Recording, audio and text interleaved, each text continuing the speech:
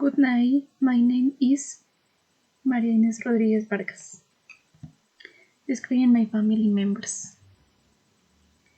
Sentences. My mother visited my aunt last week. My mother watched a movie yesterday. She was cooking dinner when the power went out. My brother traveled to Pereira last year.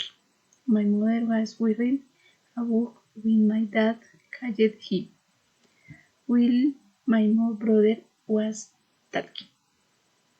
My mom is taller than my aunts. My brother's cat is smarter than my dog. My mother's red dress looks better on the tan her blue on.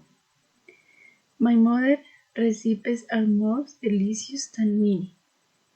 My mother's television is more expensive than my sister. My brother is the neatest teacher at school. My mom's room are the cleanest. My mother is the kindest person I know. My mother is the finest in the family. My mom has the biggest heart of all. Thank you.